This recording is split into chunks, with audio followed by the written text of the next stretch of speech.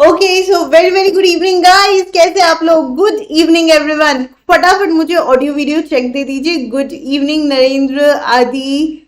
आज writing session नहीं होगा, आप देख सकते हो यहाँ पर। सबसे पहले मुझे ऑडियो वीडियो चेक दे दो यार, नहीं तो कई बार पता है क्या होता है, मैं बोलती रहती हूँ और तुम लोग सुनते ही नहीं हो। तो मुझे बताओ ऑडियो वीडियो ठीक है?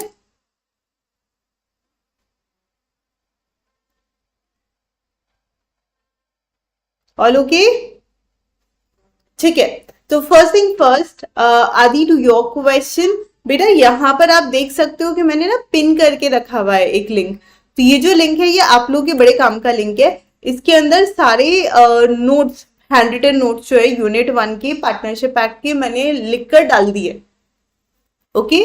तो मैंने क्या किया है, मैंने ऑलरेडी तुम लोगों के लिए नोट्स लिखकर वहां पर अपलोड कर लिए ताकि तुम वहां से डाउनलोड करके आराम से कॉपी कर सकते हो। तो पहला काम यहाँ पर हो गया। तो समरी राइटिंग जो हम लोग कर रहे थे कल, जो मैंने तुम लोग को स्टार्ट दिया था, उसके आगे का तुम लोगों ने फिनिश करना है। Now this is your homework. देखा, सेशन शुरू होते ही होमवर्क दे दिया मैंने।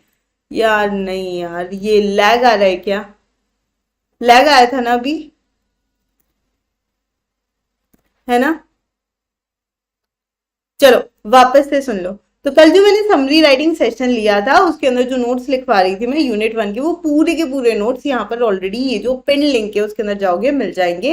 इतना ही नहीं, कंपनीज एक्ट के नोट्स भी उसमें डाल दिए। ठीक है, तो ये दोनों हो गए। क्योंकि मुझे ऐसा लग रहा था यार अभी यूनिट 2 चालू करती हूँ, यूनिट 2 एकदम हमें बहुत ढंग से करने की जरूरत है, और फिर उसके नोट्स लगा तो साथ में कर लेंगे। यूनिट 1 में अब उतनी नीड फील नहीं हो रही है। Okay, so go to that link, download the notes, these are the handwritten notes. कुछ नहीं समझ में आया तो टेलीग्राम वगैरह पे मुझसे पूछ लीजिएगा। ओके, और नहीं तो मेरा पुराना सेशन मिल जाएगा जहां पर मैंने वो लिखवाए थे।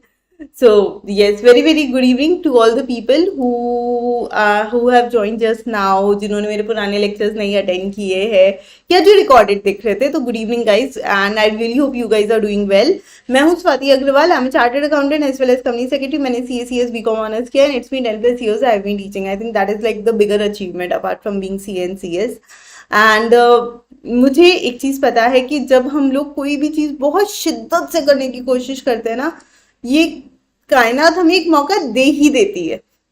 And I think, that is one of the reason we really wanted to come back on YouTube, and, we want to teach all the students, we want to reach to the maximum students, and yes, now we are back, we have started doing that activity, और उससे काफ़ी मज़ा भी आ रहा है। हम लोगों ने यूनिट 2 इंडियन पार्टनरशिप एक्ट का शुरू कर दिया था पिछले सेशन में, लेकिन अभी मैं आप लोगों ने एकदम बेसिक से दोबारा से पढ़ाने वाली हूँ। और आज मैं आप लोगों को एकदम यूनिट 2 तो ऐसे कराऊंगी जैसे अभी तक हमने किया नहीं है। यूनिट 1 जिसका हो रखा है, जो लोग नोट्स के लिए है, बेटा लिंक पिंड है, आप वो लिंक ओपन कीजिए, वहां पर आपको कंपनीज एक्ट और पार्टनरशिप का यूनिट 1 का फिलहाल आपको वहां पर हैंड रिटन नोट्स मिल जाएंगे, क्योंकि यूनिट 2 तो अभी करेंगे ना हम। Everyone ready? धन्यवाद धन्यवाद धन्यवाद।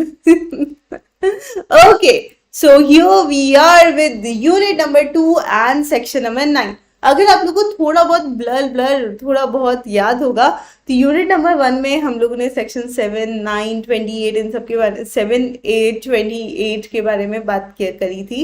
एंड लाइक वहां पर हम लोग रुक गए थे। Like the important section I would say section number 4 हमने डेफिनेशन वाला देखा, 6 में हमने ट्रू टेस्ट देखा, 7 में हमने देखा पार्टनरशिप एट विल के बारे में, पर्टिकुलर पार्टनरशिप, जनरल पार्टनरशिप, ये सारी चीजें हम लोगों ने डिस्कस कर ली। लेकिन अभी हम लोग ये चीज देखते हैं ना कि हमारे जो भी पार्टनर्स हैं, how they will work in partnership firm. वो लोग क्या कर सकते हैं, क्या नहीं कर सकते, उनके ड्यूटीज क्या है, उनके राइट्स क्या है। क्यों हम लोग 6% इंटरेस्ट चार्ज करते थे जब लोन लेते थे? तो why is it always happen कि अगर रेट ऑफ नहीं दे रखा है प्रॉफिट शेयरिंग रेशियो, तो we tend to give everyone equally. So there are lot of questions. अब इस क्वेश्चन का सल्यूशन क्या है? इस क्वेश्चन, वीडियो कॉल बेटा जी राजन, अगर आप मोबाइल से देख रहे हो तो 3 डॉट को क्लिक करना, लैपटॉप से देख रहे हो तो भी 3 डॉट को क्लिक करना, वहां से क्वालिटी आप इंप्रूव कर सकते हो। मेरी तरफ से 4K जा रहा है, ठीक है? So the quality is all set from here. खैर, अब हम लोग बात करते हैं पार्टनर्स क्यों ऐसा होता था कि हम इक्वल प्रॉफिट शेयरिंग रेशियो देते थे। अगर मान लीजिए इंटरेस्ट ऑन कैपिटल के बारे में कुछ नहीं है तो हम देते ही नहीं थे। सो ये सारे क्यू किस लिए के आंसर्स हैं इस यूनिट नंबर 2 के सेक्शन नंबर 13 में।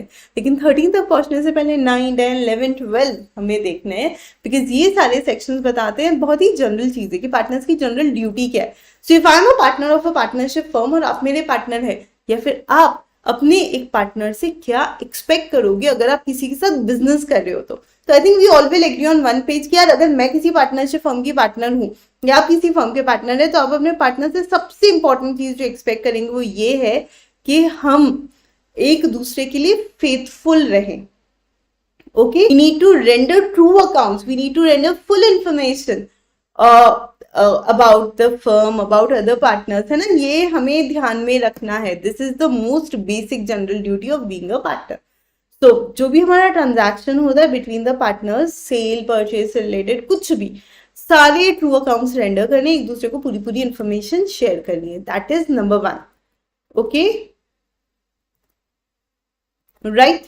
नंबर 2 मतलब सेक्शन नंबर 10। सेक्शन नंबर 9 समझ में आ गई। जनरल ड्यूटी क्या है? To be just and faithful to each other and to render full information and complete accounts in front of all the partners. Then coming to section number 10, that is duty to indemnify, loss की भरपाई caused by fraud। अगर मान लो मेरे partner ने fraud किया है, बाकी सारा जो कुछ भी होगा, जितना भी प्रॉफिट होगा, जितना भी लॉस होगा, हम साथ साथ है ना।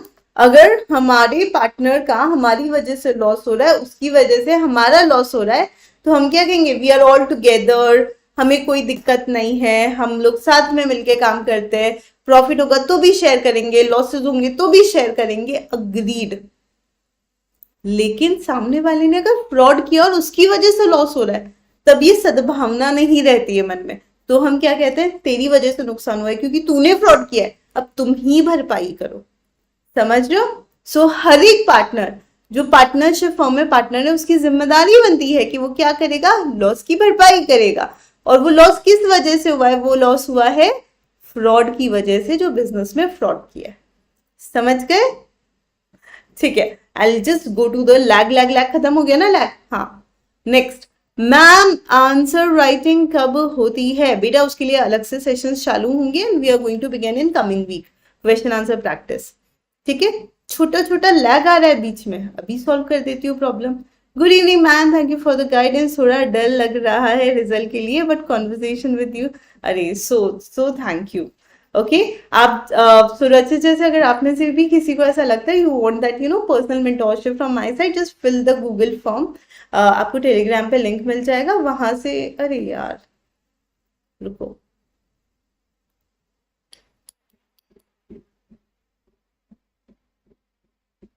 नेटवर्क चेंज कर रही हूँ, एक मिनट।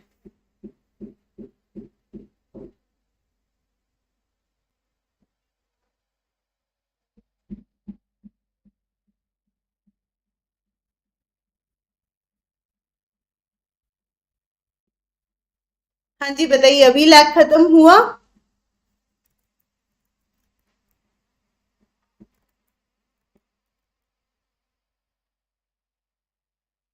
अब नहीं आएगा, अब नहीं आएगा। हाँ, तो अभी सिंह की रचित जैसे अगर आप लोगों को भी कोई भी तरह का टेंशन है ना, आप मेंटरशिप का फॉर्म भर सकते हो। मोस्टली कल या परसों से I gonna begin your sessions again on the mentorship, तो उसमें वी ऑल कैन कनेक्ट, और जो भी जिसका डाउट है तो I will be able to help you all. ठीक है, and thank you so much Rachit, means a lot. चलिए, अभी आई थिंक कोई लैग नहीं है ना। Thank you Cheshta for your confirmation. अभी फटाफट से सेक्शन 10 देखते हैं। Now what is section number 10 saying? Section number 10 कहता है कि अगर किसी पार्टनर ने फ्रॉड किया है ना, like one of the partner and he did the fraud, तो अगर उसने फ्रॉड किया है, उसकी वजह से फर्म को लॉस हुआ है, ऐसे ही लॉस नहीं हुआ, नॉर्मल लॉस होता तो हम आपस में बांट ही लेते, लेकिन अगर पार्टनर ने फ्रॉड किया है, फ्रॉड की वजह से लॉस हुआ है, तो जिस पार्टनर ने फ्रॉड किया है उसकी जिम्मेदारी बनती है कि वो लॉस की भरपाई करे। Duty to indemnify for losses. कौन सा loss? Which is caused by fraud. समझे? नेक्स्ट, सेक्शन नंबर 11, 1111, और इसके क्योंकि 11 में 2 नंबर्स है तो यहां भी 2 नंबर्स है। पहला कहता है that determination of rights and duties of the partners by contract between them, obviously हर एक पार्टनर जो पार्टनरशिप फर्म का पार्टनर है, मतलब हर एक पर्सन जो पार्टनरशिप फर्म में पार्टनर है, वो ना एक अग्रीमेंट पर एग्री करके ही फर्म का हिस्सा बनता है। अब वो अग्रीमेंट रिटर्न हो सकता है, वो अग्रीमेंट ओरल भी हो सकता है, लेकिन उस अग्रीमेंट में पार्टनर्स की जितने भी म्यूचुअल राइट्स है, जितने भी ड्यूटीज है, सब डिस्कस्ड होते हैं। तो कभी भी किसी पार्टनरशिप फर्म में जो भी म्यूचुअल राइट्स एंड ड्यूटीज है पार्टनर्स के, वो कहाँ से डिटरमिन होंगे, उनके बीच का जो कॉन्ट्रैक्ट है उससे डिटरमिन होंगे। ये कॉन्ट्रैक्ट एक्सप्रेस और इम्प्लाइड हो सकता है, और इस कॉन्ट्रैक्ट में चेंजेस भी हो सकते हैं अगर सारे पार्टनर्स का कंसेंट हो तो। जिस मोमेंट पे किसी भी चीज को लेकर हमारे फर्म के सारे पार्टनर्स अग्री कर रहे हैं, है ना, एवरीबॉडी सेइंग कि हाँ हाँ ये तो ऐसे ही होना चाहिए, then we can make changes also in the agreement, and वो जो उस एग्रीमेंट में होता है वो फाइनल है ही है।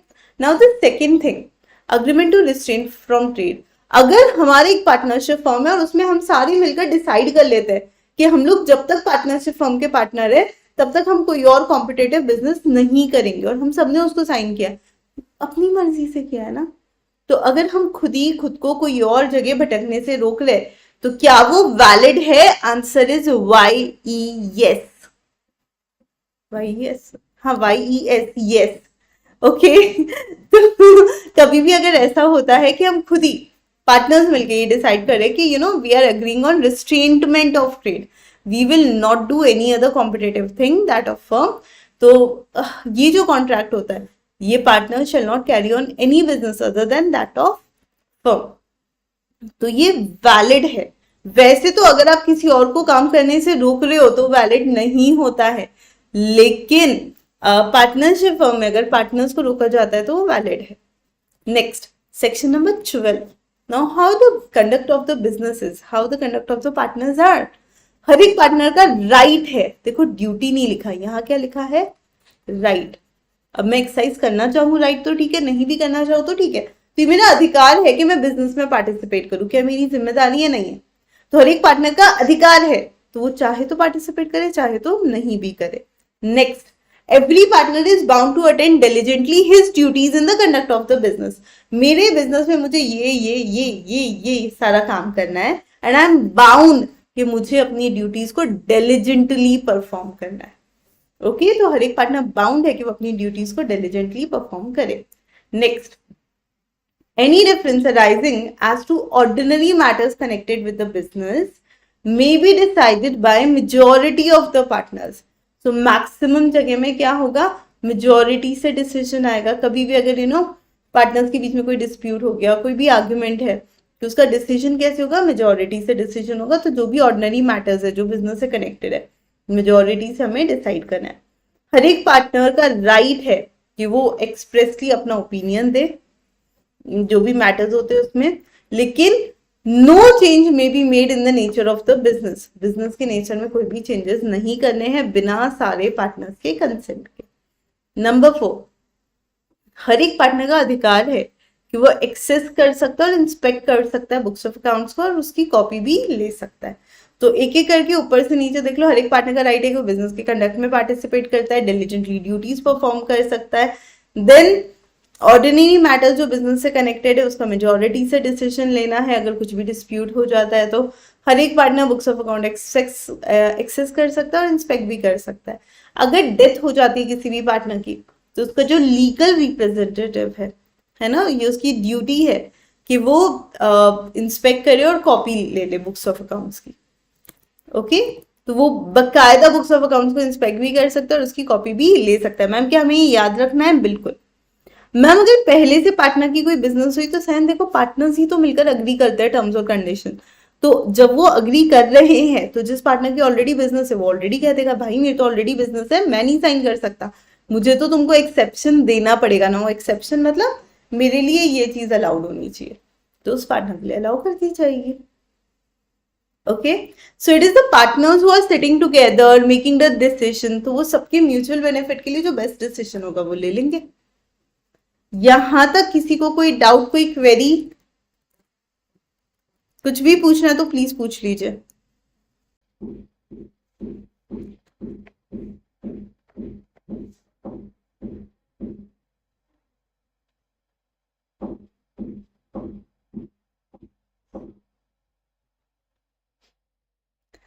अरे रूह बाबा आ गए क्लास में, हे भगवान, क्या बात है। आपका आशीर्वाद बनाए रखें बस बाबा जी, बाकी तो ठीक चल रहा है। बस आपके आते ही छोटा सा लैग आया था जो अब चला गया। मैम पार्टनर ट्रांसफर्ड इंटरेस्ट हो वो बुक देख सकता है क्या? जिसने अपना इंटरेस्ट ट्रांसफर कर दिया उसको क्यों दिखाएंगे बुक्स? ये आगे बढ़ो, आपने ऑलरेडी आपका इंटरेस्ट ट्रांसफर कर दिया तो बिल्कुल नहीं। ठीक है, any problem till section number 12? I think सबका सब कुछ क्लियर हो गया है। तो अब हम लोग चलते हैं सेक्शन नंबर 13 पे, जिसमें बहुत सारा तेरा मेरा है।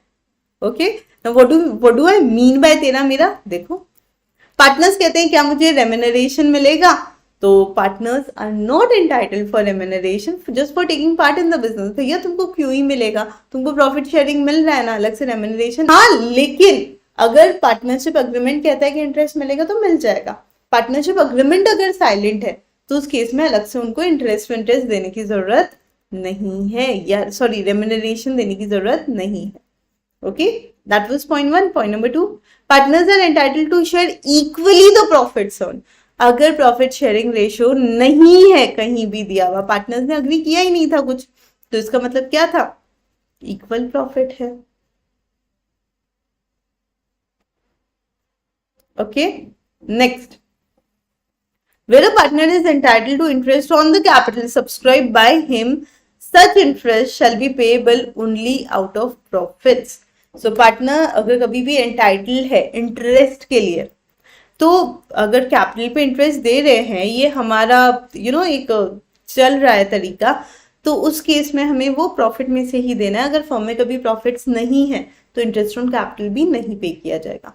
Number 4, partner making for the purpose of business any payment in advance beyond the amount of capital. मेरी कैपिटल का कुछ भी XYZ अमाउंट था, लेकिन उससे बहुत ज्यादा है ना, मान लीजिए उसे काफी ज्यादा अमाउंट है, which we are paying for what, firm को जरूरत है इसलिए एज अ पार्टनर हमने दे दिया।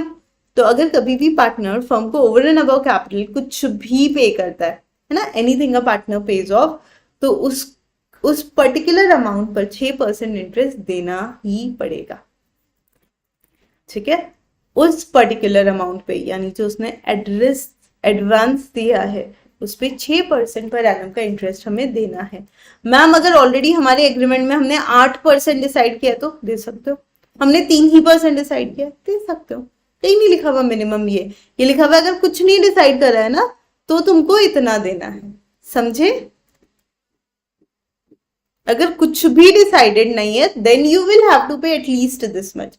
तो पार्टनर्स जो कि बिजनेस पर्पज के लिए कोई भी पेमेंट कर रहे हैं इन एडवांस और बियॉन्ड द कैपिटल, तो उस केस में 6% पर एनम का मिनिमम इंटरेस्ट देना पड़ेगा। Next, the firm shall indemnify a partner in respect of the payment made by liabilities incurred by him. So ordinary या फिर proper conduct of the business में या फिर इमरजेंसी में अगर कभी भी पार्टनरशिप फर्म को जरूरत पड़ गई, तो उस केस में अगर पार्टनर ने ओवर एंड अबव कैपिटल जो अमाउंट दिया है वो अमाउंट भी पार्टनरशिप फर्म उसको रिटर्न करेगा।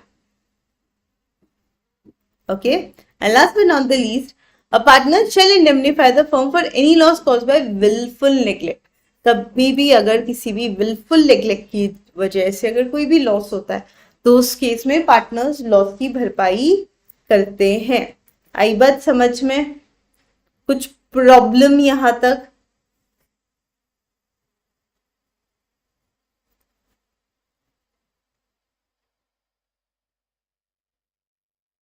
बेटा पार्टनर अगर इंटरेस्ट ट्रांसफर कर रहा है मतलब क्या?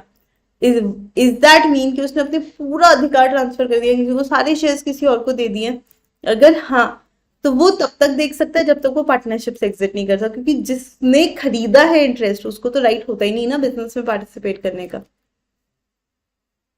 आगे आएगा, आगे आएगा, अभी शांति शांति। So section number 13 which says remuneration नहीं मिलेगी। ठीक है, then profit sharing ratio equal होगा। इंटरेस्ट ऑन कैपिटल अगर देना ही चाहते हो तो सिर्फ प्रॉफिट से दे सकते हो, लॉस से नहीं। देन बिजनेस पर्पस के लिए कोई भी पेमेंट होता है बियॉन्ड कैपिटल, तो वो किस रेट से मिलेगा? 6% per annum. Number 5, firm indemnify करेगी पार्टनर्स को in respect of any payment they have made, है ना। और ये पेमेंट चाहे ऑर्डिनरी कोर्स में हुआ है, प्रॉपर कंडक्ट से हुआ है, इमरजेंसी में हुआ है, तो उस केस में ऐसा होगा। And last but not the least, अगर पार्टनर की वजह से कोई भी नुकसान होता है फर्म को विलफुल नेग्लेक्ट की वजह से, उस केस में उसकी भरपाई वो करेंगे। ओके जी। सेक्शन 13 इंटरेस्टिंग येट इंपॉर्टेंट है। इसी के ऊपर बेस देखो ना आपके अकाउंट के कितने क्वेश्चन हो जाते हैं। रेम्यूनरेशन कुछ नहीं दिया होता, हम नहीं देते पार्टनर्स को, है ना। प्रॉफिट शेयरिंग रेशियो कुछ नहीं दिया होता, हम इक्वली बांट लेते हैं। इंटरेस्ट ऑन लोन हम 6% लेते हैं, कैपिटल पे इंटरेस्ट हम देते नहीं है। तो isn't it this section only? Yes, indeed it is.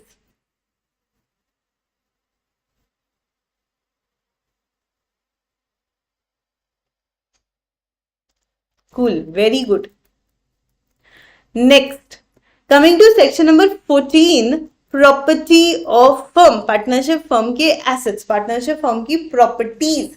तो किसी भी पार्टनरशिप फर्म में अगर कोई भी एसेट्स इन्वॉल्व है, you know all the kinds of properties, rights, interest, वो ओरिजिनली बॉट हुए into the stock of the firm and they are acquired by purchase, otherwise by the firm and for the purpose and purposes of business of the firm, and it also includes goodwill. तो firm के property के अंदर सारे assets होते हैं including goodwill, and unless a contrary intention appears, जो भी property है, राइट्स है, इंटरेस्ट है प्रॉपर्टी में, वो एक्वायर होते हैं with money belonging to the firm. ठीक है, सो जब भी हम कहते हैं property of the firm, it includes all the assets of the firm. Okay, and specifically like we are talking about more of tangible assets of the firm. तो वो क्या है? जॉइंट प्रॉपर्टी है, कॉमन प्रॉपर्टी है, सारे partners को उस पर अधिकार है। लेकिन अगर पार्टनर की कोई पर्सनल प्रॉपर्टी है जो उसने खुद के मनी से निकाल बचाकर खरीदी है, you know he have saved lot of funds and वो उसने खुद के एसेट्स के लिए बचाए और उसको यूज कर रहा है, तो उस केस के अंदर भी हमें ध्यान रखना है कि फर्म का इंटरेस्ट नहीं होता है। ठीक है, ध्यान से सुनो। XYZ तीनों पार्टनर्स थे, तीनों ने पार्टनरशिप फर्म स्टार्ट करी और उनका फर्म चालू हो गया। हाँ, ये फर्म की विंडोज।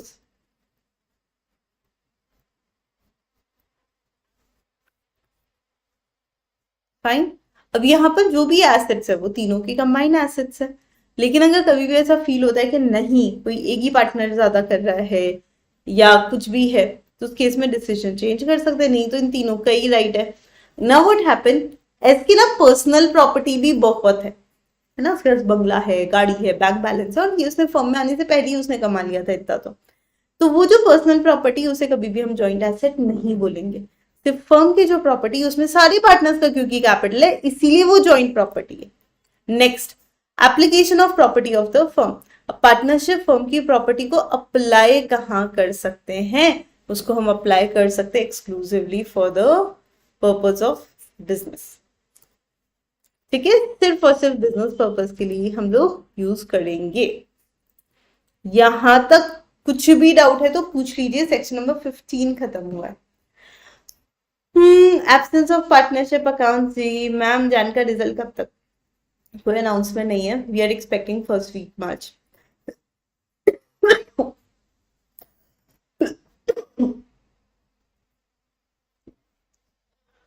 मुझे हमेशा जब कोई पूछता ना मैम हम याद कैसे करें, उसका तरीका मैं ये बता, आप समझ लो यूनिट 2 नहीं है, ये क्लास 2 है। इस क्लास 2 में पहला ग्रुप है 9 to 13 का, जो जनरल ड्यूटीज, राइट्स, इसके बारे में बात करता है। दूसरा ग्रुप है 14 and 15 का, जो फर्म के प्रॉपर्टी के बारे में बात करता है। फिर आता है स्वीट 16, जिसे हम कहते हैं बहुत ही सेल्फिश सेक्शन, क्योंकि ये बात करता है प्रॉफिट्स के बारे में, है ना। At the age of 16 I think we all become little थोड़े ज्यादा selfish, we think about ourselves. Section 16 भी पर्सनल प्रॉफिट के बारे में बात कर रहा है। तो सेक्शन 16 कहता है कि कोई भी अगर पार्टनर है, वो कोई भी प्रॉफिट अगर डिराइव कर रहा है खुद के लिए या फर्म के साथ ट्रांजैक्शंस के लिए, और for the use of the property and business connection, firm name और ये सब डाल के, तो ही शैल अकाउंट फॉर दैट प्रॉफिट, पे इट टू द फर्म। तो ये जो भी प्रॉफिट कमा रहा है वो उसको अकाउंट फॉर करेगा और फर्म को पे करेगा। यानी अगर आप फर्म का नाम यूज करके खुद के लिए प्रॉफिट बनाना चाहते हो, नहीं बना सकते। नंबर 2, अगर पार्टनर कोई ऐसा बिजनेस कैरी ऑन कर रहा है जो बिल्कुल फर्म के बिजनेस की तरह है या फर्म के कंपटीशन में है ना, तो अगर वो पार्टनरशिप फर्म के कंपटीशन में है तो उस केस में क्या होगा, all the profits made by him will go to the firm। ठीक है, next, rights and duties of the partners after change in firm, section number 17, it is 17। एक बार सोच के देखो,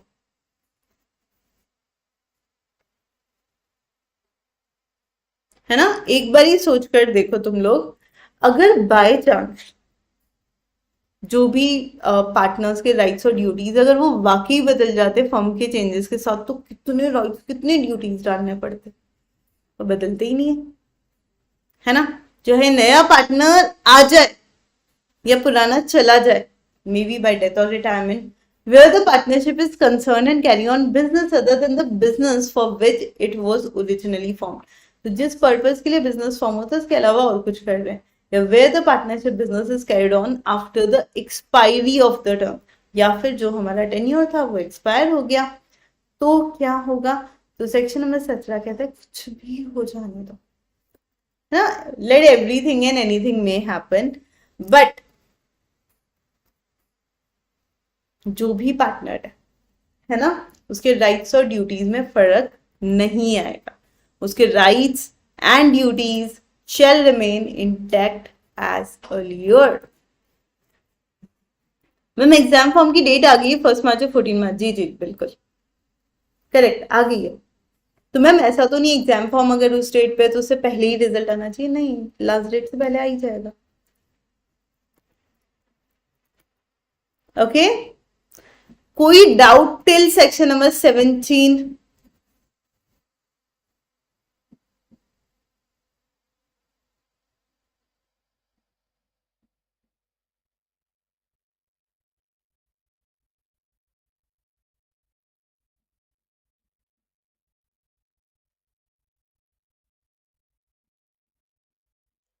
बोलो कुछ डाउट, कोई क्वेरी, कुछ बच गया है? किसी को भी लग रहा है मैम थोड़ा फास्ट था थोड़ा स्लो था तो वो भी बता दो।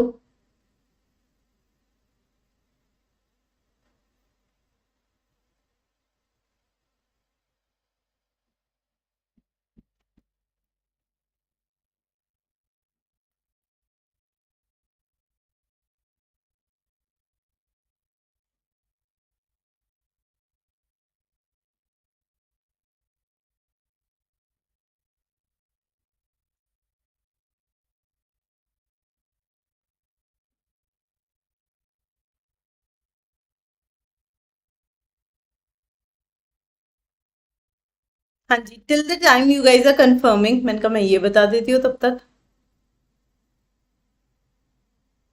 Wash your face, wash your face. आज तो मुझे लग रहा था तुम लोग बोलोगे मैम बहुत एनर्जेटिक है, मजा आ रहा है। See the reason I took it little fast is बहुत डिटेल में मैं ऑलरेडी यहाँ तक तुम लोग को पढ़ा चुकी हूँ, सो आई जस्ट थॉट कि जो पढ़ा है उसका रिविजन ही हो जाएगा, and that is why I took it little faster. Okay, रही बात example and all, you tell me ना कौन सा सेक्शन नहीं समझ में आया, मैं बैठी हूँ यहाँ पर, जब तक खत्म नहीं होगा तब तक बैठी हूँ, पूछो।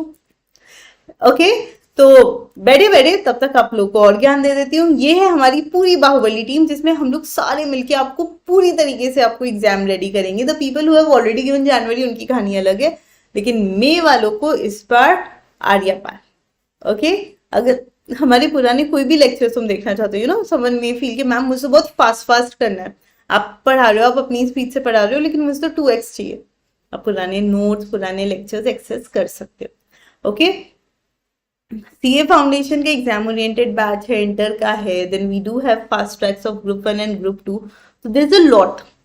अब ये सारी चीजें अगर आप लेना चाहते हैं तो you will get everything on the one roof, एक छत के नीचे, जहां पर आपको फाउंडेशन 6 महीना सिर्फ 10,000 में और महापैक प्रो 14,000 में मिलेगा, एंड इंटरमीडिएट 9 मंथ्स का 32,000 में मिलेगा।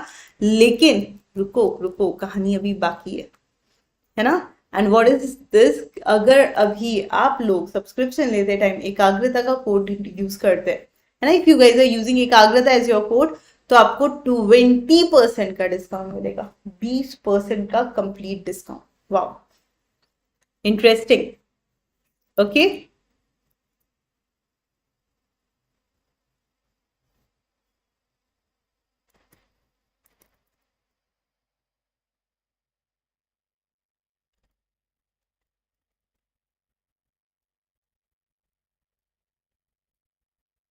हाँ जी। अब आता है सवाल, मैम सेक्शन नंबर 16 का एक एग्जाम्पल दे दो। बिल्कुल ध्यान से सुनो।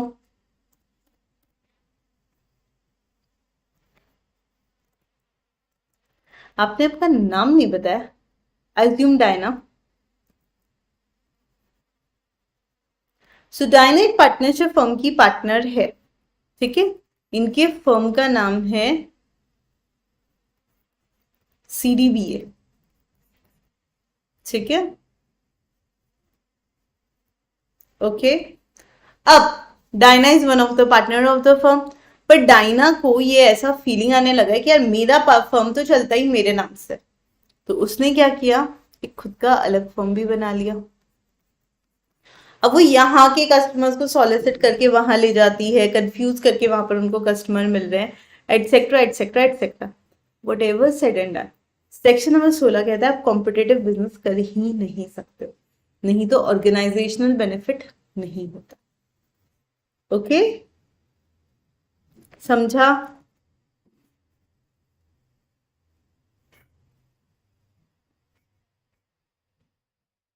शुभजीत, यू कैन, आप एक काम कर सकते हो, मुझे मैसेज कर दीजिएगा, DM कर दीजिएगा, it's tell the team to help you convert it into that.